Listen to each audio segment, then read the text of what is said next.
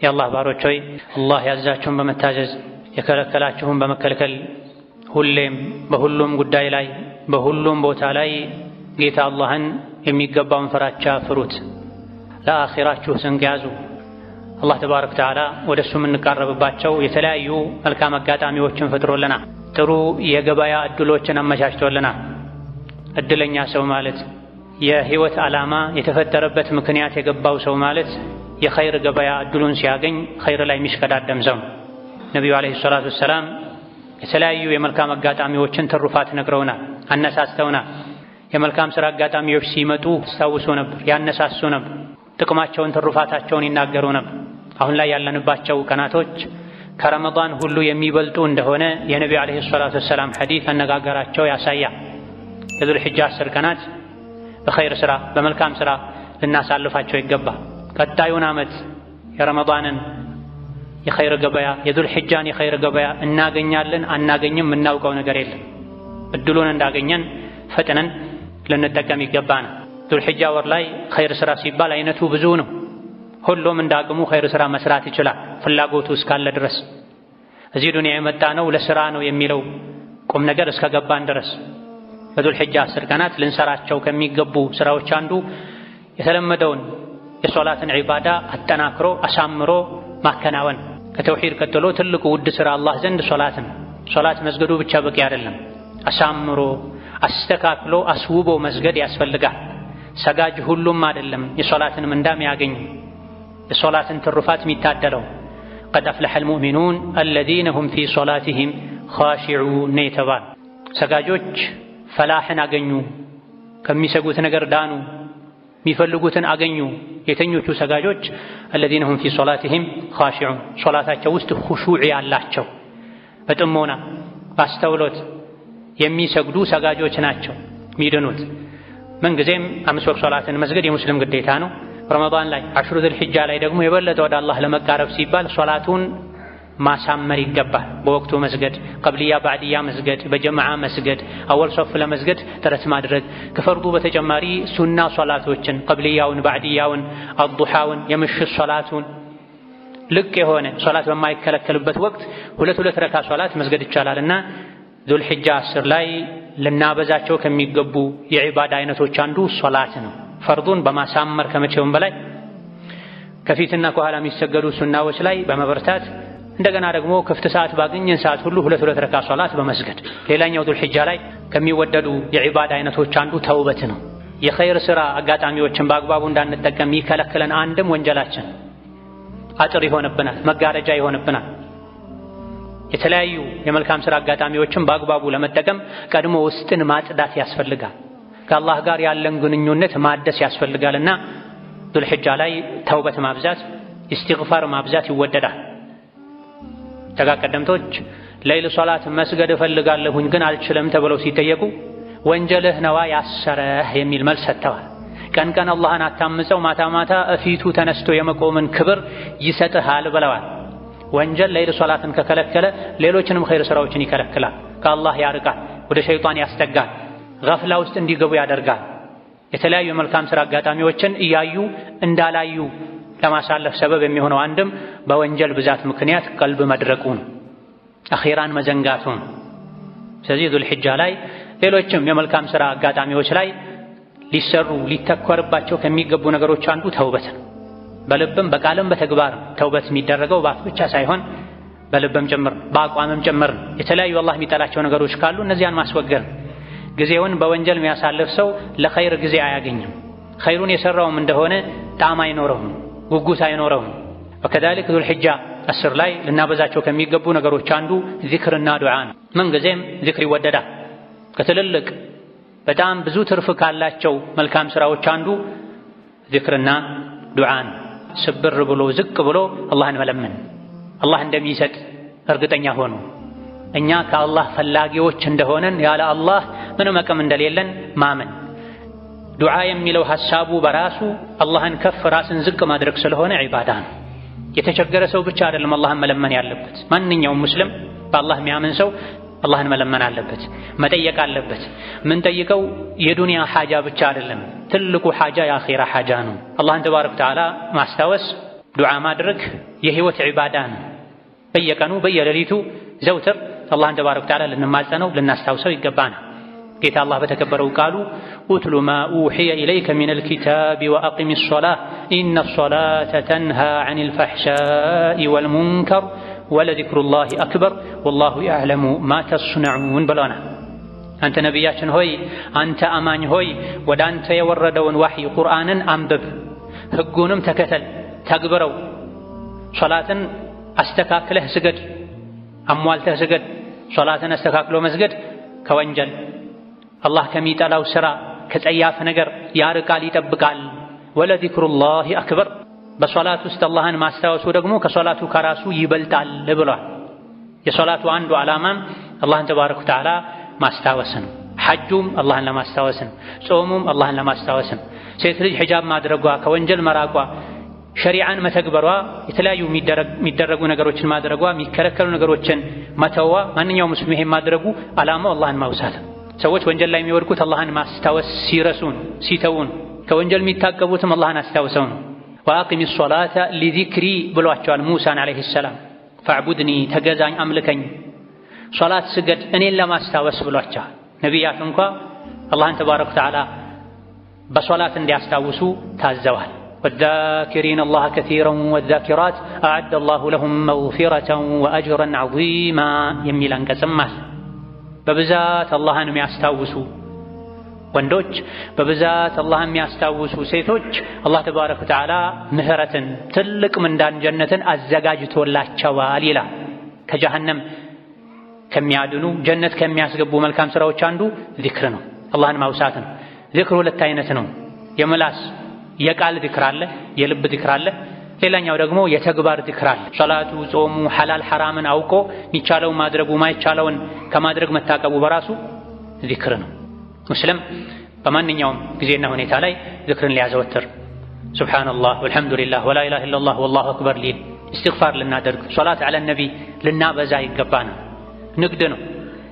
አቅም፣ ጾታ፣ እድሜ፣ ቦታ ማይገድበው የዝክር አይነት ነው። ጥቂት ዝክር ማድረግ የሚከለከልባቸው ስፍራዎች አሉ። ከነዚያ ስፍራዎች ውጪ ቆመንም ተቀምጠንም ቤት ውስጥም ከቤት ውጪም ምላሳችንን ዚክር ልናስለምደው ይገባል።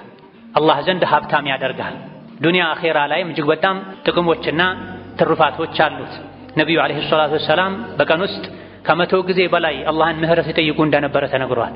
አንዴ ብቻ ቁጭ ባሉበት ቦታ 100 ጊዜ 70 ጊዜ እስትግፋር ያደርጉ ከነበረ አላህ ተባረከ ወተዓላ የማራቸው ያከበራቸው የጀነት በር ለመጀመሪያ ጊዜ አስከፋች ያደረጋቸው ነቢዩ ዓለይሂ ሰላቱ ወሰላም እስትግፋር ያደርጉ ከነበረ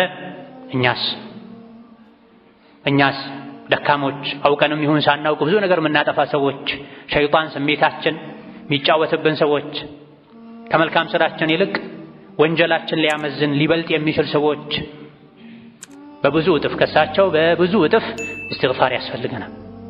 ምህረት መጠየቅ ያስፈልገናል። የቆሸሸ ልባችንን የሚያጸዳው እስትግፋር ነው። የተኛ የዘነጋ ልባችንን የሚያነቃው ዚክር ነው። ነቢዩ ዓለይሂ ሰላቱ ወሰላም ለዚክር ሲያነሳሱ ከተናገሯቸው ድንቅ ንግግሮቻቸው መሃል አንዱ ከሊመታኒ ኸፊፈታኒ ዐለ ሊሳኒ ተቂለታኒ ፊል ሚዛኒ ሐቢበታኒ ኢለ ረሕማኒ ሱብሓነላሂ ወቢሐምዲሂ ሱብሓነላሂል ዐዚም ብላ ቡኻሪ መጨረሻ ላይ የዘገቡት ሐዲታቸው ነው። ነቢዩ ሰላቱ ወሰላም ከሊመታን ሁለት ቃላቶች አሉ። ለምላስ ቀላል ናቸው፣ አይከብዱም። ሚዛን ላይ ግን ከባድ ቦታ አላቸው። ሚዛንን ያከብዳሉ፣ ከፍ ያደርጋሉ፣ አጅርን ያበዛሉ። አላህ ዘንድ ደግሞ ተወዳጅ ናቸው። ለምላስ ቀላል ናቸው፣ ሚዛን ላይ ትልቅ ቦታ አላቸው፣ አጅርን ያበዛሉ፣ አላህ ዘንድ ተወዳጅ ናቸው። ምንድን ናቸው? ይሄ ሁሉ ትሩፋት የተነገረላቸው ቃላቶች ሱብሓነላሂ ወቢሐምዲሂ ሱብሓነላሂል ዐዚም። የሰከንዶች ስራ ነው። ሱብሓነላሂ ወቢሐምዲሂ ሱብሓነላሂል ዐዚም፣ ሱብሓነላሂ ወቢሐምዲሂ ሱብሓነላሂል ዐዚም እያሉ መደጋገም የአላህን ውዴታ ያስገኛል፣ ወንጀልን ያስምራል፣ አጅርን ያበዛል፣ ወደ አላህ ያቀርባል፣ ሸይጣንን ያርቃል፣ ከማላ ያዕኒ ይጠብቃል።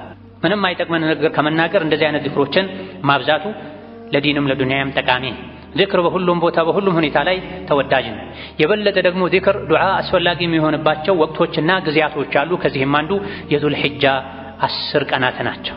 በእነዚህ የዙል ሒጃ 10 ቀናት በተለይ የውም ዓረፋ 9ኛው ቀን ላይ ልናበዛው ልንደጋግመው ልናዘወትረው ከሚገባ የዚክር አይነት አንዱ ላኢላሃ ኢለላህ የሚለውን መደጋገም ነው። በተለያዩ ሐዲሶች እንደተነገረው የዓረፋ ቀን ምርጥ ዱዓ፣ የዓረፋ ቀን ምርጥ ዚክር ላኢላሃ ኢለላሁ ወሕደሁ ላ ሸሪከ ለሁ ለሁል ሙልኩ ወለሁል ሐምዱ ወሁወ ዐላ ኩሊ ሸይኢን ቀዲር የሚለውን መደጋገም። ይሄ ተውሂድ ነው። ተውሂድ የጀነት ቁልፍ ነው። ያለ ተውሂድ ጀነት መግባት የለም። ያለ ተውሂድ ከጀሃነም መዳን የለም። ያለ ተውሂድ የአላህን ፊት ማየት የለም። የተውሂድን ቃል ላኢላሃ ኢለላህን ማዕናውን መረዳት፣ በልብ ላይ እውነት ነው ብሎ አምኖ መቀበል፣ ማጽናት፣ ቋጥሮ ማስቀመጥ፣ በምላስ መደጋገም ያስፈልጋል። በተግባር ሽርክ የሚባለውን አደጋ መርዝ መራቅ ያስፈልጋል። ላኢላሃ ኢለላህ በአፍ ብቻ ስላሉ ጀነት አይገባም። ላኢላሃ ኢለላህ ምን ማለት ነው? ላኢላሃ ኢለላህ ምን ይከለክላል? ላኢላሃ ኢለላህ ካለ ሰው ምን ይጠበቃል? ላኢላሃ ኢለላህ ያለ ሰው ከምን መራቅ አለበት? እድሜ ልካችንን ልንጠብቀው ልናውቀው ውስጣችን ላይ ልንደጋግመው የሚገባ ቃል ነው። ከዱንያ ሲወጣ መጨረሻ ቃሉ ላኢላሃ ኢለላህ የሆነለት ሰው ጀነት ገባ ብለዋል ነብዩ ሰለላሁ ዐለይሂ ወሰለም። መጨረሻ ላይ ከዱንያ ስንወጣ የሰከራተል መውትን መከራ ስካር ተቋቁሞ ላኢላሃ ኢለላህ ማለት የሚቻለው በህይወት ላይ በተደጋጋሚ ላኢላሃ ኢለላህ ካሉ ነው። ላኢላሃ ኢለላህን ልብ ላይ ካኖሩ ነው። ላኢላሃ ኢለላህን በተግባር ካዋሉት ነው። የላኢላሃ ኢለላህን ተቃራኒ ከራቁ ነው። ላኢላሃ ኢለላህ ምላስ ከለመደው ነው። ላኢላሃ ኢለላህ ለአፍ ከጣፈጠ ነው።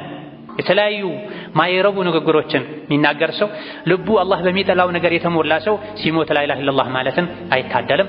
ሁሌም ላኢላሃ ኢለላህ ልንል፣ በተለይ ደግሞ በእነዚህ በዙልሒጃ 10 ቀናት ላኢላሃ ኢለላህ ያለባቸው የዚክር አይነቶችን እንደጋግም ይገባናል። ሱብሓነላህ ወልሐምዱሊላህ ወላ ኢላሃ ኢለላህ ወላሁ አክበርን ላኢላሃ ኢለላህ ወሕደሁ ላ ሸሪከ ለሁ ለሁል ሙልኩ ወለሁል ሐምዱ ወሁወ ዐላ ኩሊ ሸይኢን ቀዲር።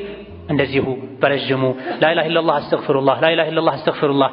ብቻ ብዙ የዚክር አይነቶች አሉ፣ ልቅ የሆኑ ዚክሮች።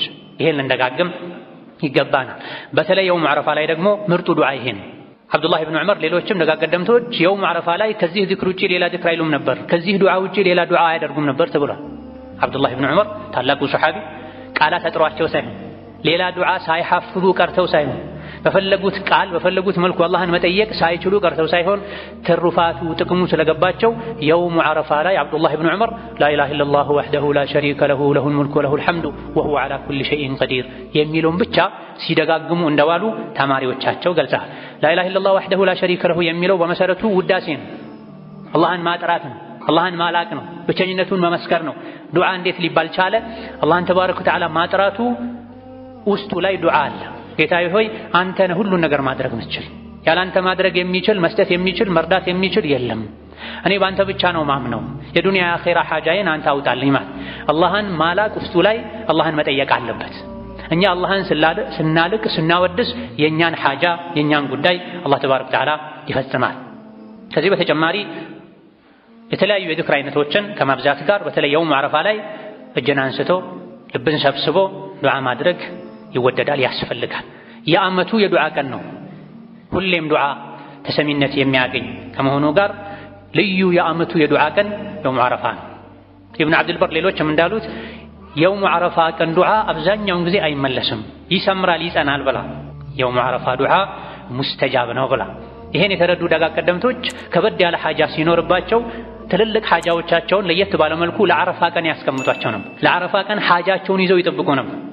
ጁሙዓ ቀን ከሰዓት በተለይ ማምሻ አካባቢ የውም ዓረፋ ሆን ተብሎ በዝግጅት የተደረገ ዱዓ ይሰምራል፣ ዓላማውን ያሳካል። እኛ ግን ዱዓ አደራረጋችንን ልንፈትሽ ይገባናል። ሁሉም ባለ ሐጃ ነው በዘመናችን። በተለይ ከፊሉ በጤና ጉዳይ፣ ከፊሉ በህይወት ጉዳይ፣ ከፊሉ በቤተሰብ ጉዳይ፣ ሁላችንም ሙእምን የሆነ በአኺራ ጉዳይ፣ የጀነት ጉዳይ፣ የጀሃነም ጉዳይ፣ የቀብር ጉዳይ፣ የሲራጥ ጉዳይ ማያስጨንቀው ሙስሊም የለም።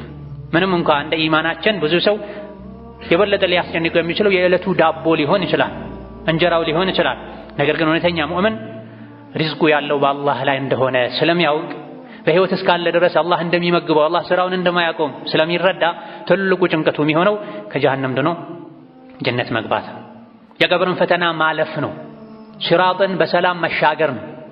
የጀነትን ምድር በሰላም መርገጥና ከሙእሚኖች ከሷሊሖች ከነቢያቶች ጋር ከሚወዳቸው ወዳጅ ቤተሰቦች ጋር ጀነት ላይ መገናኘት ነው። ዳግም ላይ ለያዩ ጀነት ላይ ገብቶ መደሰት ነው። ከዛ በኋላ ሐዘን የሚባል ነገር የሌለ ሲሆን ይሄን ለማሳካት ትንሹንም ትልቁንም የጫማው ገመድ የተቆረጠበት ሰው እንኳ አላህን ጫማ ገመድ ተቆርጦብኛል ብሎ ይጠይቀው፣ አላህ ይሄን ይወዳል ተብሏል። ትልቅ ትንሹ አላህ ሲጠየቅ ይወዳል። ስለዚህ ዱዓ ያስፈልገናል። ባለ ሐጃን ባለ ጉዳይ ነው። የባለስልጣናትን በር ደጅ ከመጥናት የአላህን ደጅ መጥናት በላጭ ነው። የሚያዋጣው እሱ አዘውትሮ የአላህን በር ያንኳኳ ደግሞ አላህ ይከፍትለታል። ሶላት ምን ሰግደው ምን ጾመው ዱዓ ዚክር የምናደርገው የአላህን በር ለማስከፈት ነው። እጅ አንስቶ በመለመን ብቻ አይደለም ዱዓ የሚደረገው። ሶላቱ ራሱ ዱዓ ነው። ጌታዬ ሆይ ምሰግደው ጀነት እንድታስገባኝ ነው፣ አልሰገድክም ብለህ እንዳትቀጣኝ ነው። ጌታዬ ሆይ ምጾመው ያንተን ትእዛዝ ለማክበር ነው፣ ወደ አንተ ለመቃረብ ነው። ዒባዳዎች የተግባር ዱዓ ናቸው። እጅ አንስተን የምንለምነው ደግሞ የጠለብ ምን ጠይቅበት የቃል ዱዓ ነው።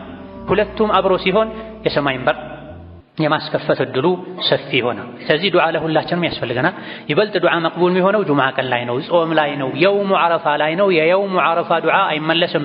በተለይ ሐጅ ላይ ላለ ሰው ሐጅ ላይ ያለ ሰው ለራሱ የሚያደርገው ዱዓና ኢስቲግፋርም ተቀባይነት ያገኛል። በተለይ የውሙ ዓረፋ እዛ ሆኖ ደግሞ ሌላ ዓለም ላይ ላለ ሰውም ቢሆን ለወንድሜ ለእህቴም ምህረት አድርግ፣ ሐጃቸውን ፈጽም ተብሎ የሚደረግ ዱዓ መቅቡል።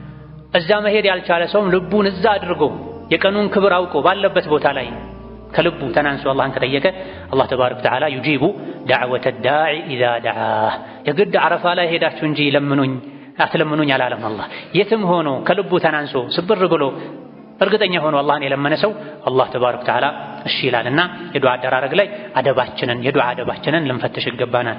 ልባችንን ሰብሰብ ልናደርግ፣ አላህን በመልካም ስሞቹ በመልካም ባህሪዎቹ ልንጠይቀው፣ ዱዓ ስናደርግ ስብር ልንል ዝቅ ልንል፣ ፈላጊነታችንን ከአላህ ፈላጊ መሆናችንን ያለሱ ስብራታችንን የሚጠግን ጥያቄያችንን የሚመልስ ማንም እንደሌለ ባመነ ልብ አላህን ልንለምነው፣ እጃችንን ከፍ አድርገን ልናነሳ እንደሚሰጠን እርግጠኛ ልንሆን ይገባናል። ዱዓ ሲደረግ እጅ የሚነሳው አላህ የሚሰጠንን ለመቀበል ነው። አነሳሱ በራሱ በሱናው ሁለት መዳፎች እንደዚህ ተገጣጥመው ከፊት ትይዩ መነሳት አለባቸው። ይህ ማለት ነው ጌታዬ ሊሰጠኝ ነው እኔ ልቀበል ነው ማለት። እጅን የማንሳት አንዱ ዓላማ ይሄን የዱዓ አንዱ አደብ እጅ ማንሳት። እጅ የሚነሳው ለመቀበልም ጭምር በሚመስል መልኩ አላህ እንደሚሰጥ እርግጠኛ ተከሆኑ ቁርጥ አድርጎ መለመንም ሌላኛው የዱዓ አደብ ነው። ከፈለክ አድርግልኝ አትበሉ ብሏል ነብዩ ሰለላሁ ዐለይሂ ወሰለም። ስትጠይቁት ዝቅ አድርጋችሁ አትጠይቁት፣ ከፍ አድርጋችሁ ጠይቁት፣ እርግጠኛ ሆናችሁ ጠይቁት ተብሏል። ይሄ የቂን ጠፍቶ ነው።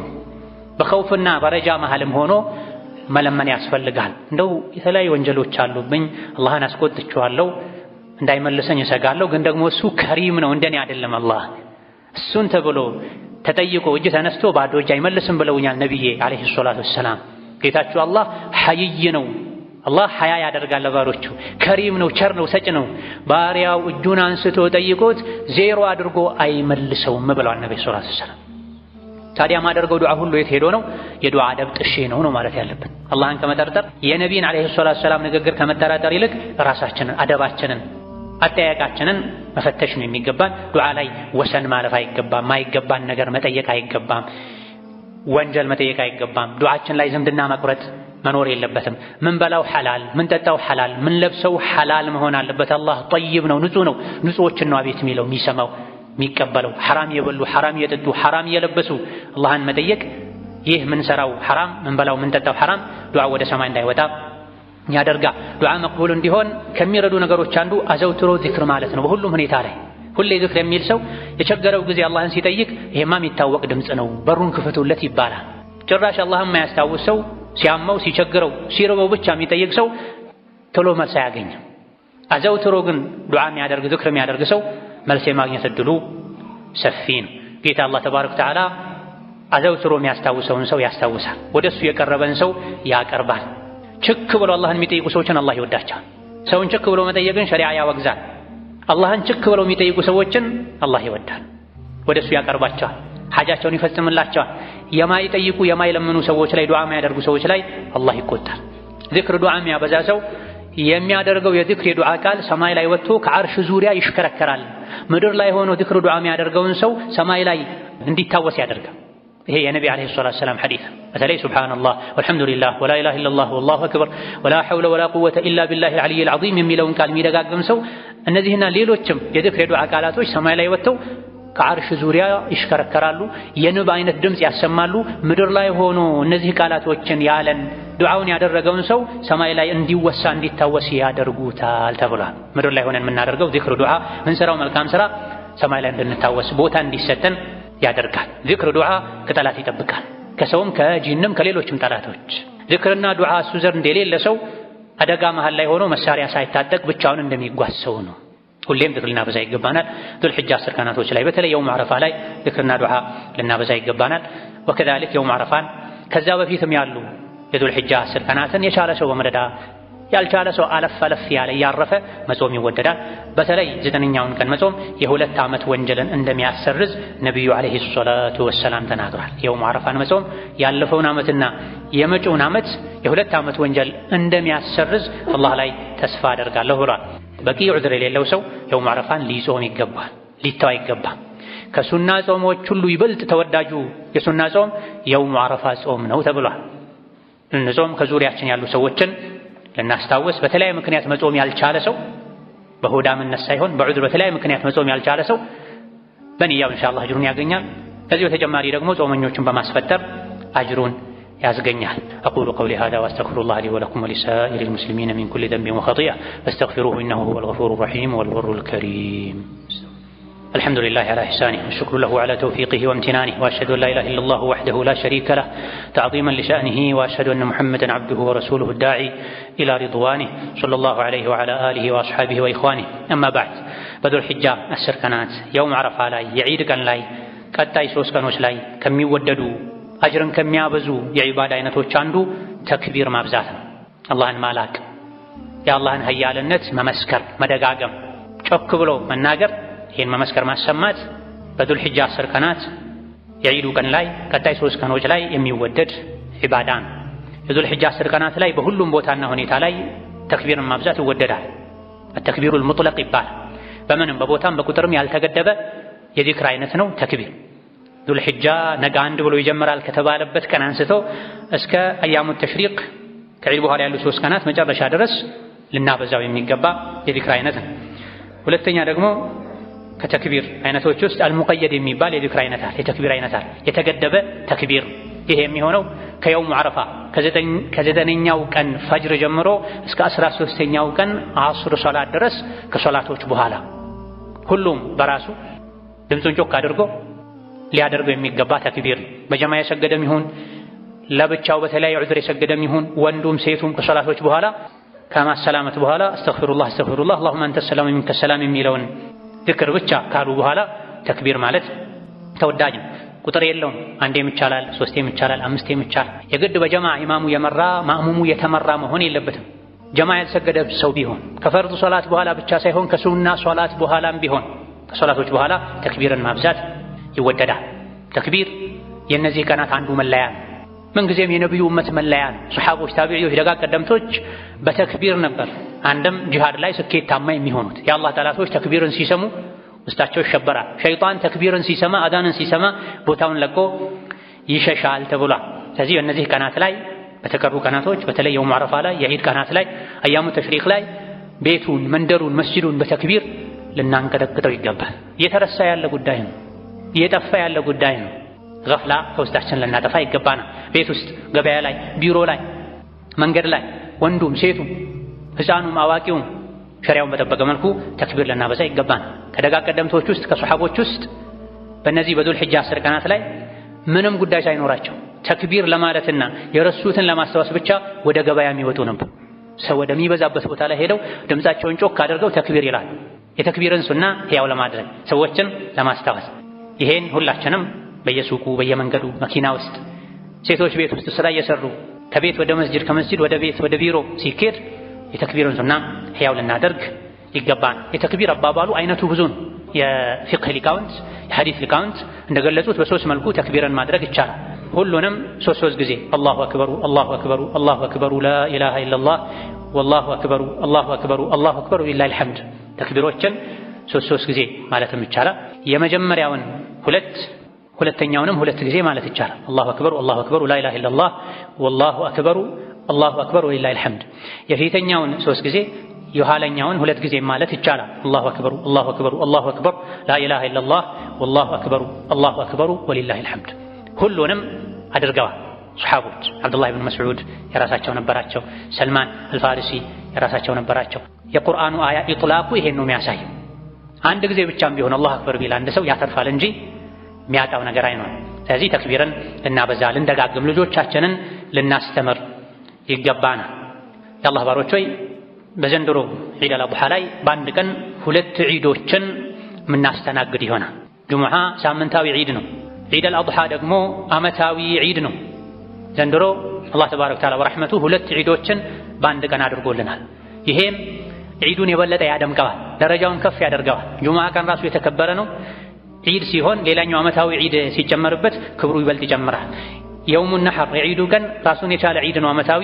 ከጁሙዓ ጋር አብረው ሲሆኑ ደግሞ ደረጃቸው የበለጠ ከፍ ይላል። በዚህም የበለጠ ልንደሰት የበለጠ ኸይር ሥራ ላይ ልንበረታ ይገባናል። በዒድ ቀን ላይ መብላት፣ መጠጣት፣ ንጹህ አዲስ ልብስ መልበስ፣ ደስታን መግለጽ፣ መዘያየር ተወዳጅ ነው። ለራስ ብቻ መደሰትና መብላት መልበስ ሳይሆን ከዙሪያ ያሉ ሰዎችን ማብላት፣ ማጠጣት፣ ማልበስ፣ ማስደሰት፣ መዘየር፣ ደካሞችን፣ ረዳት የሌላቸውን፣ ብቸኝነት የሚሰማቸውን አይዟችሁ ማለት አንዱ በዒድ ቀን ልናደርገው የሚገባ ትልቅ ዒባዳ ነው። የዒድ ቀን ላይ ማዘን፣ መተከዝ ከሸይጣን የዒድ ቀን ላይ ማዘን፣ መተከዝ፣ መከፋት ከሸይጣን የደስታ ቀን ነው። አላህ የሚወሳበት ቀን ነው። አላህ ፈቅዶ የምንደሰትበት ቀን ነው። ሌላ ጊዜ የሚደሰት የዒድ ቀን ላይ ድብርትን ጠራርቶ የሚያመጣ ሰው ሸይጣን የሚጫወትበት ሰው፣ የኡማውን ቁስል የግሉን ችግር በዛ ቀን እንጂ ሸይጣን የማያስታውሰው ሰው ካለ ሸይጣን ተጫውቶበታል። ነቢዩ ዓለይሂ ሰላቱ ወሰላም በዒድ ቀን ተደስተዋል። አልኢማም አልሓፊዝ ኢብኑ ሐጀር ሌሎችም የዒድ ቀን ላይ ደስታን ማንጸባረቅ መደሰት ሱና ነው፣ የዲን አካል ነው ብለዋል። ይሄ የተባለው እነዚህ የእስላም ሊቃውንት የተደሰቱት ነቢዩ ሰላቱ ወሰላም ተደሰቱ ያሉት የኡማ ጉዳይ ሳያሳስባቸው ቀርቶ አይደለም። በሌላ ጊዜያት ከኡማው ጋር ማዘን አዝኖ ቁጭ ማለት ሳይሆን የኡማው ሐዘን ችግር የሚቀረፍበትን መንገድ መከተል፣ መፍትሄዎችን መጠቀም ይገባል። የዒድ ቀን ግን ዒድ ነው። ነቢዩ ሰለላሁ ዐለይሂ ወሰለም ብዙ ሰሐቦቻቸው የተገደሉበት የሞቱበት ዓመታት ላይ ዒድ አክብረዋል። አይ ዘንድሮ አንደሰትም፣ ዒድ የለም፣ ወንድሞቻችን ተቸገረው፣ እህቶቻችን ተቸገረው፣ ዒድ አናከብርም አላሉ። በዒድ ቀን መደሰት ሱና ነው። ደስታው በሸሪዓው መሰረት መሆን አለበት። ለደስታ ብሎ ዲን የከለከለውን ማድረግ፣ ዘፈን ማድመጥ፣ ሴት ልጅ ሸሪዓ ማይፈቅደውን አይነት አለባበስ ለብሳ ወጥታ አላህን ማስቆጣት ፈጽሞ አይገባም። ደስታችን በሸሪዓው ሚዛን መሰረት መሆን አለበት። የዒድ ቀን ላይ ብቻችን መደሰት የለብንም። ኡድሒያን ለሶስት ክፈሉት የተባለው ለዚህ ነው። ኡድሒያን ለሶስት ክፈሉ። 1/3ኛውን ለራስ ለቤት ማስቀመጥ፣ 1/3ኛውን በዕለቱ መገባበዝ፣ 1/3ኛውን በጥሬው ለሚስኪን ለደካማ መስጠት አንድ ደስታችንን ከሌሎች ጋር የምንካፈልበት ሌሎችን የምናስደስትበት አጋጣሚ ነው። ለራሱ ለልጆቹ ልብስ የሚገዛ ሰው ከዙሪያው ላሉ የቲሞች፣ አቅመ ደካሞች፣ የተቸገሩ ሰዎች፣ ስራ ለተበላሸባቸው ሰዎች አይዞ ወንድሜ አይዞሽ እህቴ ብሎ እጅ መዘርጋት ማስታወስ ሌላኛው ደስታን የምንጋራበት አጋጣሚ ነው። ትክክለኛው ደስታ በመብላት በመጠጣት ብቻ አይደለም፣ በዒባዳ ነው። የአላህ ባሮችን በማስደሰት የታመሙ ሰዎች ራሱ ሰውን በማስደሰት ፈውስ ያገኛሉ። ይህ ነው ተብሎ በቃላት ማይገለጽ ልዩ ደስታ ውስጥ ላይ ይሰማል። ሰውን ሲያስደስቱ፣ ሰውን ሲረዱ፣ ይሄን ደስታ ልንፈልገው ይገባል፣ ልናገኘው ይገባል። መስጠት ያስደስታል። ባጭ ማስደሰት ብቻ አይደለም፣ አላህ ዘንድ እንዲወሱ ያደርጋል። ለአኺራ ይቀመጣል፣ ለአኺራ ይቀመጣል። አላህ በሰጠን ልክ ልንሰጥ፣ በተለይ በደስታ ቀኖች ሌሎችን እንዳይከፉ ልናደርግ ይገባል። ጁሙዓና ዒድ አብረው በአንድ ቀን ከተገጣጠሙ ዒድን የሰገደ ሰው ጁሙዓ ሶላትን መስገድ ግዴታ አይሆንበትም። ጁሙዓና ዒድ በአንድ ቀን ከተገጣጠሙ ዒድን ከኢማም ጋር ሄዶ የሰገደ ሰው ኋላ ላይ ጁሙዓ ባይሰግድ ችግር የለም። በላጩ ከኢማም ጋር ጁሙዓን በሰዓቱ ሄዶ መስገድ። አይ አልሰግድም ያለ ሰው ሰፈሩ ላይ አካባቢው ላይ ባለበት ዙሁር መስገድ ይችላል። ነገር ግን በጀማዓ መሆን አለበት። ነቢዩ ዓለይሂ ሰላቱ ወሰላም እሳቸው ጊዜ ጁሙዓና ዒድ አብረው ሆነው ኢጅተመዐ ፊ የውሚኩም ሃዛ ዒዳኒ ፈመን ሸሂደል ዒደ ፈላ ጁሙዓተ ዐለይህ ብላ። በዚህ ቀን ዛሬ 2 ዒዶች ተሰባስበዋል ተገጣጥመዋልና ዒድን የሰገደ ሰው ጁሙዓ የመስገድ ግዴታ የለበትም ብለዋል። ነገር ግን ዙሁር በምንም መልኩ አይቀርም። በላጩ ጁሙዓን መስገድ ነው። በተለይ የተወሰኑ ሊቃውንት አንዱ ሌላኛውን አይተካም፣ ጁሙዓን መሰገድ አለበት፣ ዒድን መሰገድ አለበት የሚል አቋም ያላቸው ሊቃውንት ስላሉ ካልተቸገሩ ሁለቱንም መስገዱ በላጭ ነው። ያልቻለ ሰው፣ ጁሙዓ መስጂድ የሚርቀው ሰው፣ የሚቸገር ሰው፣ ኡድሒያ ለማስተካከል ሰዓት ማይበቃው ሰው ዲን አልእስላም ገራገር ዲን ነው። እንዲህ አይነት ነገሮችን ከግምት ውስጥ በማድረግ ጁሙዓና ዒድ አንድ ላይ ከሆኑ ዒድን የሰገደ ሰው ጁሙዓ ባይሰግድ ችግር የለውም ተብሏል። ይህ ማለት ግን ዙሁር መሰገድ የለበትም ማለት አይደለም፣ ጀማዓ መቅረት አለበት ማለት አይደለም። ለመስጂድ ቅርብ የሆኑ ሰዎች ጁሙዓንም ዒድንም ቢሰግዱ መልካም ነው። የሚቸገሩ ሰዎች ደግሞ ዒድ ከሰገዱ ጁሙዓውን ትተው ሰፈራቸው ላይ ዙሁር መስገድ ይችላል። ثم صلوا وسلموا على البشير النذير والسراج المنير فقد أمركم بذلك ربكم قائلا إن الله وملائكته يصلون على النبي يا أيها الذين آمنوا صلوا عليه وسلموا تسليما اللهم صل وسلم وبارك على عبدك ورسولك نبينا محمد وعلى آله وأصحابه وأتباعه وسلم تسليما كثيرا اللهم أعز الإسلام والمسلمين وأذل الشرك والمشركين ودمر أعداءك أعداء الدين اللهم اجعل هذا البلد آمنا مطمئنا سخاء رخاء وسائر بلاد المسلمين اللهم آمنا في دورنا وأوطاننا ولا تسلط علينا بذنوبنا من لا يخافك فينا ولا يرحمنا اللهم وحد صفوف المسلمين اللهم وحد صفوف المسلمين اللهم وحد صفوف المسلمين واجمع كلمتهم على الحق يا قوي يا متين اللهم من أراد بالإسلام والمسلمين شرا فاشغله بنفسه واجعل تدبيره تدميرا عليه يا ذا القوة المتين اللهم أعنا على ذكرك وشكرك وحسن عبادتك اللهم أعنا على ذكرك وشكرك وحسن عبادتك اللهم أعنا على ذكرك وشكرك وحسن عبادتك اللهم إنا نسألك رضاك والجنة ونعوذ بك من سخطك والنار اللهم إنا نسألك رضاك والجنة ونعوذ بك من سخطك والنار اللهم إنا نسألك رضاك والجنة ونعوذ بك من سخطك والنار ربنا اغفر لنا ولوالدينا ولمشايخنا ولجميع المسلمين آمين والحمد لله رب العالمين.